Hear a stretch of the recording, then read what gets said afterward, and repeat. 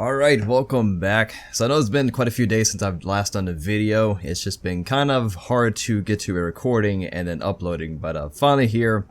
I know this is kind of past due. I should have done this video back when it was on a PTS, but hey, it's here now on the official server, so now all you guys can actually play Amaterasu.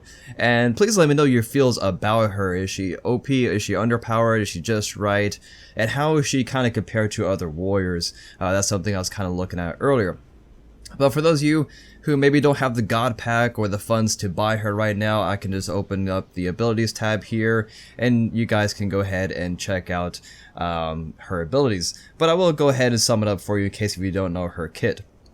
Starting with her passive, it's a long paragraph. She has tons of long paragraphs, but basically you do a few basic attacks and then whoever you're targeting has an aura around them and they take 10% increased damage from all sources. So your teammates do more damage against them, things like that. And if more enemies are around that enemy with an aura, they also have the debuff as well.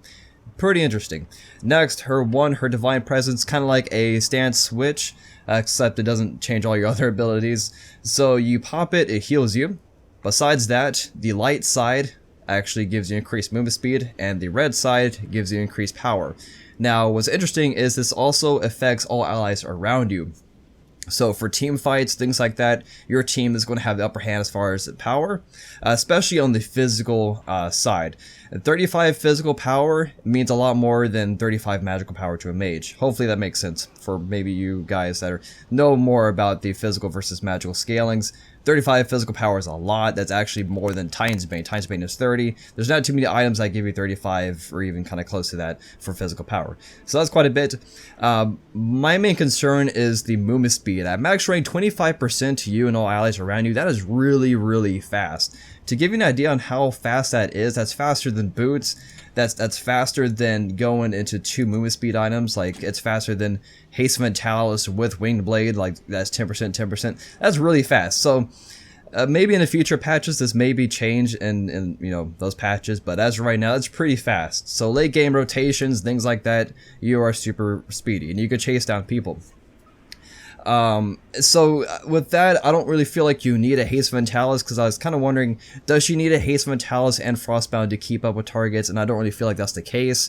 I feel like maybe just Frostbound and you're okay between your dash with your 3 and your movement speed with your 1. So that's really great. And I was also playing around with the idea of being a tier with somebody as Amaterasu, because tier has increased physical power bonus and then get the Divine Presence bonus. It's just ridiculous amount of physical power.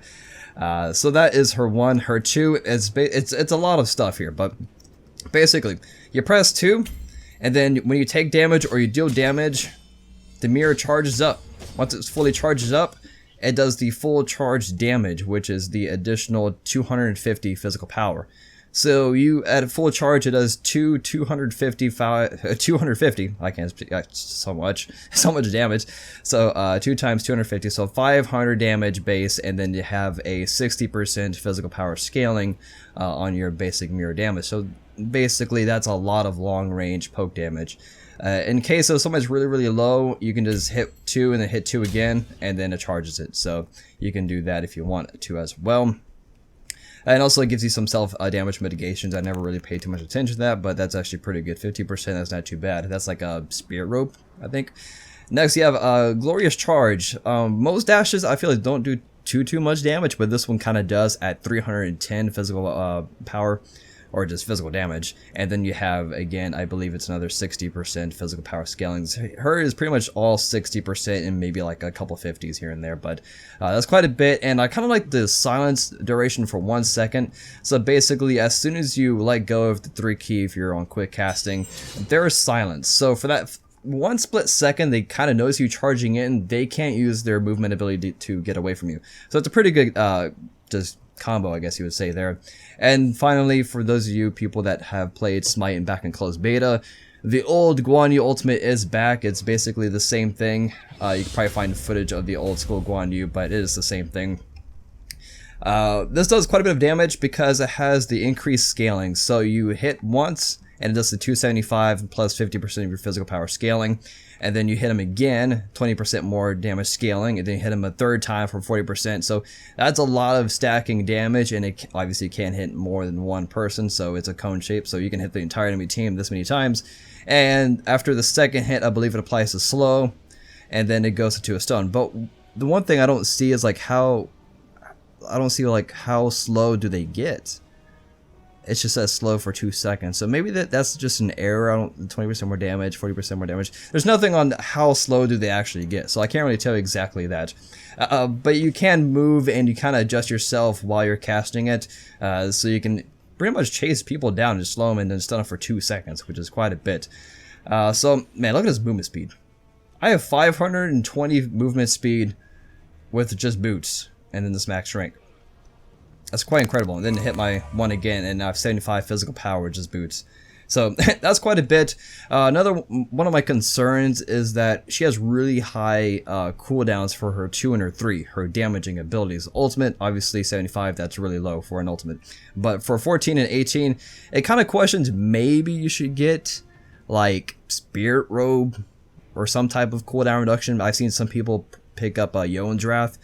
And then one of my other concerns about her, this is my just first impressions of her anyway, but is she attack speed based god, or do you kind of build her maybe like a Robin or just general warriors? Did you just go into like Height of the Urchin or something and Frostbound and just kind of like just bruise her items? Because she has a hit progression 1 and 1.5 1, and then you need to have 3 hits to trigger her passive, and you need to get a few hits in to build up her charge on her 2 if you're not taking damage. So as you can see, it takes quite a few hits just to fully charge it. Obviously, like I said before, it charges a lot faster when you start taking damage, but if you want that really fast burst damage, you probably want a couple attack speed items. So I don't really think the Frostbound, or I don't really think the Hastens kind of requires. So build wise, I'd probably go like Warrior Tabby. I've seen some people start with the Ninja Tabby, but I guess that's just kind of personal preference. I'll probably do something like Robin, honestly, Height of the Urchin, and then Frostbound Hammer. The thing is, like Executioner, I probably would favor Executioner over Titan's Bane because of the whole attack speed can become really handy with just proccing that Frostbound and then also getting up your stacks and stuff with your kit.